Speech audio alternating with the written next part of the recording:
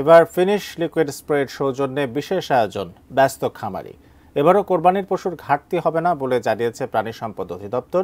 সেক্ষেত্রে গরু ও ছাগল মিলিয়ে পশুর প্রয়োজন হতে পারে প্রায় 1,10,00,000। বিস্তারিত মনিরুল ইসলাম মিন্টু রিপোর্টে।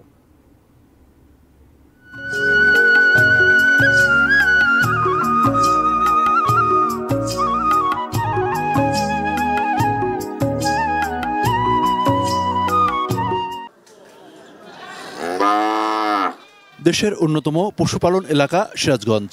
অন্যান্য বছরের মতো এখানকার ছোট বড় সব খামারই এখন দারুণ ব্যস্ত কোরবানির জন্য পশু প্রস্তুত করতে। গরুর পরিচর্যা করতে অনেক টাকা পয়সা খরচ হচ্ছে, ব্যয় হচ্ছে। সেই হিসেবে আমরা 2 টাকা লাভের আশায় তো এখানে বিক্রি করব। শুধু সিরাজগঞ্জ নয়, কোরবানিকে কেন্দ্র করে সারা দেশেই এক ধরনের ব্যস্ততা। তা প্রান্তিক বড় খামারি, চাষি, ইজারাদার, ব্যবসায়ী সবাই।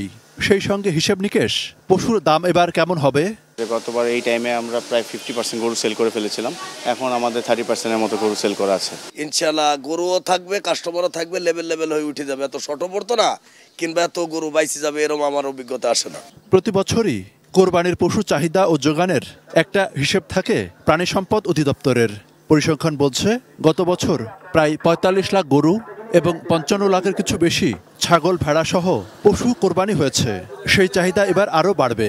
আমাদের তথ্য অনুযায়ী 1,39,000। তার মধ্যে গবাদি পশু হলো 45 লক্ষ প্লাস, আর যেটা হলো আমরা বলি ছাগল ভেড়া মিলে হলো 55 লক্ষ প্লাস। সব মিলে 1,39,000 হয়েছিল গতবার।